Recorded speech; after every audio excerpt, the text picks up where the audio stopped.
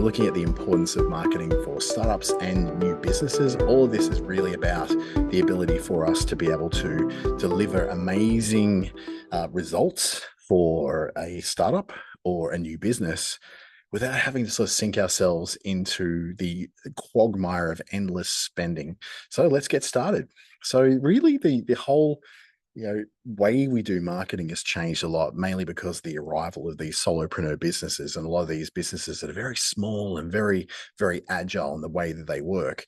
And some of this is because, we don't want to spend ridiculous amounts of money on TV and radio. So the digital ad spend in 2026 this year is going to be about 16.88 billion. These are numbers which I don't expect any small business to be able to relate to easily at all.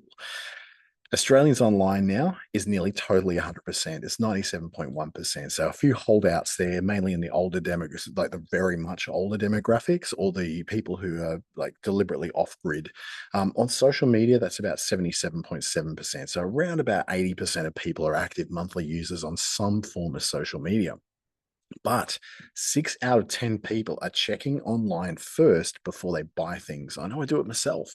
I'm looking for providers that are either local to me, or I'm looking for providers that are, somewhere where I can think, okay, this is something I could deliver or something I could do. So how do we make this work? We're going to have to do it basically by making ourselves findable online. It doesn't matter what product or what service we're delivering, we need to be findable online. But there is a 62% problem, which is people that paused marketing over the summer of 2025-26, and they saw a 62% drop in what we call deal creation or lead generation over that period. It didn't have to be that much. The ones who kept going actually widened their lead for the rest of the year so far. And this is because there is kind of like a problem with, you call it a problem with, you know, um, I guess momentum.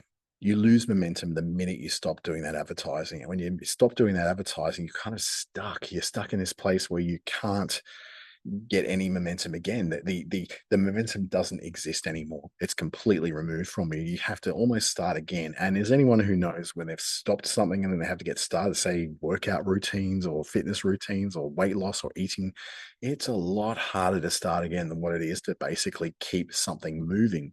So marketing in 2026 for a smaller business or any sort of new startup is not really optional. It's something you have to do. What is optional is how you do it. There's two very different games at play, though. There's the traditional small business, and then there's the high growth startup. So here at the Darwin Innovation Hub, we tend to work mostly with high growth startups, people who have that ambition of, the 10x growth, the 10x return on investment, looking for investments from outsiders. So there's pressure from those investors. They want to prove what they're doing very quickly, and they need to do it before the investment runs out. Whereas traditional smaller businesses like you and I are probably running, such as a food truck or maybe a consulting firm, it's very linear, steady growth, but it's not that 10x massive leap of growth.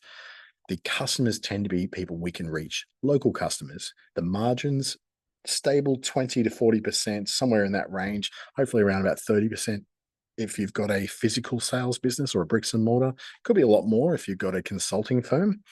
And it's very much the whole thing's funded by revenue. You make the money, you spend the money.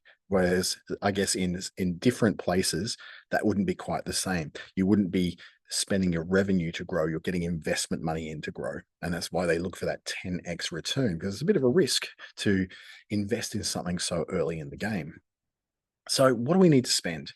Traditional small businesses tend to, on marketing, spend between 3 to 5% of revenue and up to 10% if that is something they're actively growing or if they're very new. But a high growth startup often will spend 20 to 25% of their funded pre-revenue. So in other words, they've got some kind of funding through investment or grants that they're using, and 20 to 25% of that is usually spent on the marketing of that business. But businesses under the $10 million mark, Their revenue average is around 15.6% of revenue on marketing. So that's from Gartner back in 2025, like sort of mid last year, based on the US spend rather than the Australian spend. But it's very, very similar in Australia. It's around about 25% for new and about 14% in Australia for those more businesses in year 2 and year 3. But for high growth startups, they're going to spend a lot more because they have a lot more money to make in a lot bigger of a hurry. Whereas those traditional small businesses, consulting businesses, civil construction firms, coaches, trainers, all that sort of thing, it's more like 3 to 5% of the revenue. And a lot of that comes down to the fact that a high growth startup needs to look well beyond its local area to get its customers, where the traditional small business or the sole trader or solopreneur is largely going to be drawing from a local pool. They could be stretching beyond, but it's mostly that they're going to be drawing from a local pool of customers who are a lot easier to reach, particularly in regional Australia, where the populations are quite small, but the opportunities are still quite large. Now, the only maths that really matters in all this is cost of acquisition per customer versus lifetime value. So the CAC, or cost of acquisition, that is how much it's going to cost you to acquire a customer. And then there's amount of money you make over the lifetime that pays back that acquisition cost and then delivers you value over the long term. What you want to see is that the lifetime value is 3 times bigger than the cost of acquisition. So the cost of acquisition, let's say, was $100. You'd want to make at least $300 back from them over the lifetime in order to have a healthy return. Now, in a small regional center like, let's say, Alice Springs, your cost of acquisition will be a lot less. You might say, if you're going to have a cost of acquisition of $20, you may make, $20,000 out of that customer. Then your actual lifetime value is massive compared to your initial investment of getting them. But let's just say you're in Perth or Brisbane, then your cost of acquisition gets higher because there's a lot more competition, a lot more advertising has to be doing. You may have to spend more time networking or connecting with other people, spending money on coffees and transport and hosting dinners and all that sort of thing in order to get your lifetime value. But what you do want to get is you want to get $3 back for every $1 you spend in order to get into that healthy zone. But if you've got 5 times return over your cost of acquisition, you're probably under investing. So while that sounds great, that 5 to 1 sounds great, $5 for every $1 you spend on customer acquisition, it actually shows you probably need to spend a bit more. You're actually onboarding people too slowly, and you're not going to build enough volume to grow that business. Say Cafe has a $4 coffee and they've got regulars that last roughly about 18 months. Their lifetime value is, say, 144. So that cost of acquisition has to stay under $48 of that $144 in order to be in the healthy green zone. But if you got over 5 to 1, so 5 times your customer acquisition cost that you're making over a lifetime, you're possibly not investing enough in your marketing. And where you've got, say, a under 3, so say, for instance, you're making $2 back for every dollar in a small business, that is a broken area. That's where you need to really reassess what you're doing, because you're probably either spending too much on your marketing or you're not getting enough lifetime value out of those customers. They're coming in, they're using you once, and then they're going and never using you again. So that's the maths that really matters. The kind of tiers you usually find in spending is, for if you're a solopreneur or you're pre-revenue as a startup, you're not really looking to spend any money on marketing. So what you're doing is using things like mail lists, you're using Facebook groups, you're using posts on LinkedIn, you're going to networking events. You're not actively spending money directly on marketing in ads, for instance, or using digital marketing agencies. The traditional business, once it starts to get established after a year, maybe 2 or 3, between $500 and $2,000 a month. Now, that may sound a lot when you're a sole trader. Trust me, it's not. $500 goes really quick in the world of ads these days, particularly if you're in a bigger market. $2,000 a month is not completely unheard of. Now, I've got a very unique business. I'm marketed through my partners, so I don't really need to spend much on marketing at all. I might throw $50 here, $150 there, but nothing like this $500 to $2,000 a month. But I do spend it in other ways. While I don't spend it on promoting and paying for online ads, what I will do is spend it on networking events, travel, going to trade shows, going to meet partners, that kind of thing. If you're a small to medium enterprise that's growing quite rapidly, or you're a startup that's funding itself out of revenue, it's not unusual to see $3,000 to $10,000 a month of revenue. But remember that 3-to-1 ratio, if they're spending $10,000 a month, they need to be making $30,000 in revenue, right? So that then gives them 20%, which is going to be the rest of the stuff they have to cover plus paying themselves. So just when you look at those big numbers like $10,000 a month, remember that they want to be getting at least $30,000 a month back on that. And once you get up to those funded high growth startups, say for instance, you've got $1 million worth of investment from a venture capital firm, then $20,000 a month for your for your initial advertising costs, because you need to develop a big customer base very quickly, like within a few months, between 3 and 6 months, and $20,000 a month makes complete sense at those kind of economics. That's where we just go, holy crap, that's a lot of money, but they've also got a lot of money to spend. Some of the free tools that you're not probably using as well as you could are things like the Google Search Console, which tells you basically how your pages are performing. So if you don't have Search Console, it plugs in through your Google Analytics to your website, and you can then start to see how those pages perform. The Google Business Profile is the most underutilized piece of real estate that's so important, particularly for local businesses. How you can reach people, if you know want to use like things like Meta Business Suite to be able to send out organic posts through your Facebook or Instagram, vital. If you're not using it, you should be using it, because it's so much easier than trying to use third-party tools or the mobile-based tools themselves. Your Google Analytics are going to tell you a lot about what people like and what they don't.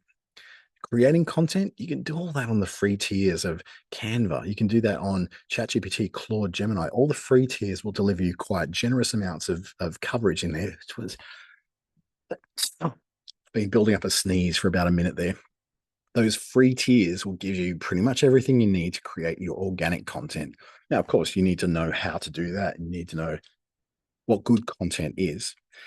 But then you've got the email stuff, which I really believe is probably the most effective method of online marketing, using things like Email Octopus or Beehive or Brevo or one of those platforms, even MailChimp, in the free tier while you're very small and you have under 2,000 or even under 500 contacts is really good. Use the free stuff first before you start paying for the big things. You don't need a giant CRM like HubSpot or Go High Level or any of those while you're still trying to build the very basics of your business.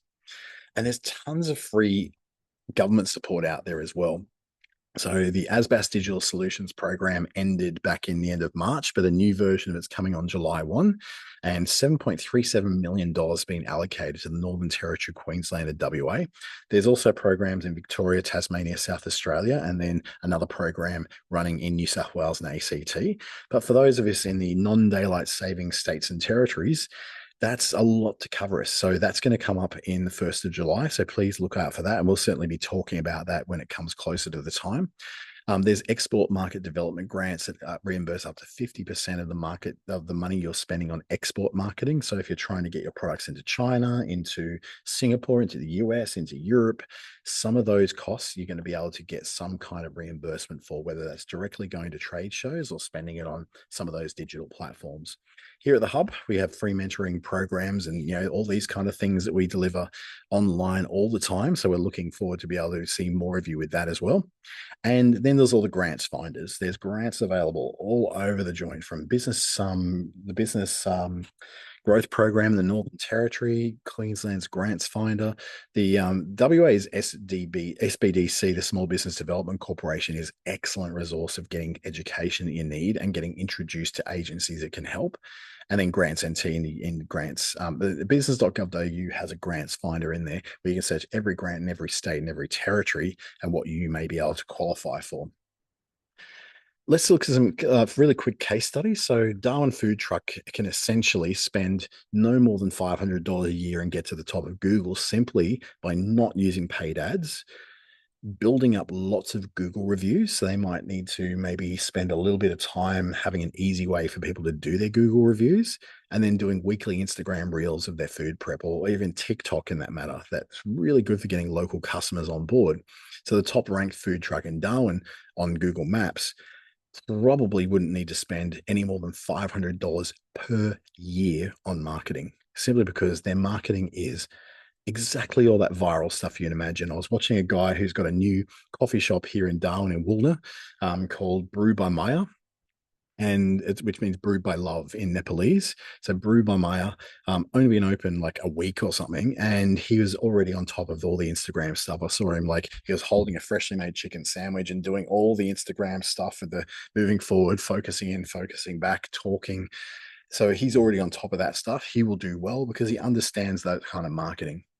A Perth plumber could go from 300,000 to 1.5 million in just 2 years simply by being very specific about their local SEO, search engine optimization, or their artificial intelligence SEO as well, based on landing pages on their website that specifically talk to specific suburbs. And they could run some Google ads too if they really wanted to.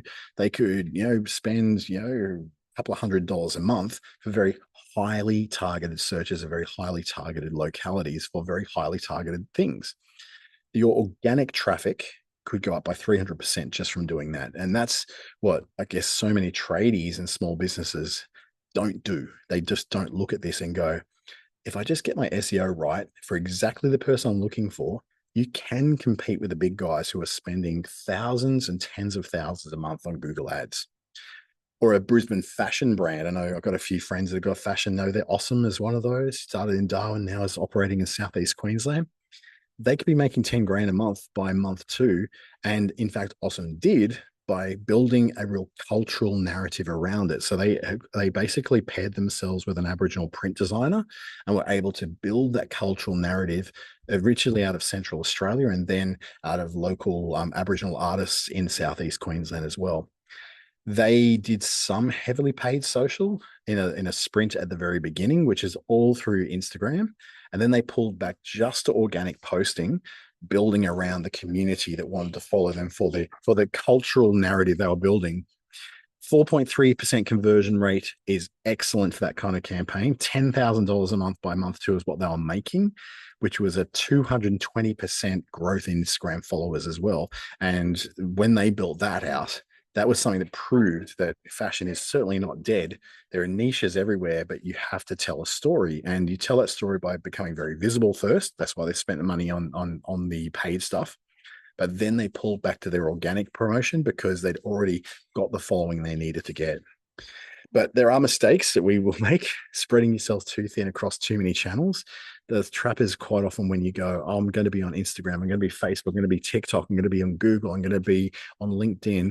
Pick one or two. Okay. If you're a business to business, pick LinkedIn and maybe a little bit of YouTube. YouTube and LinkedIn are your two biggest things for business to business.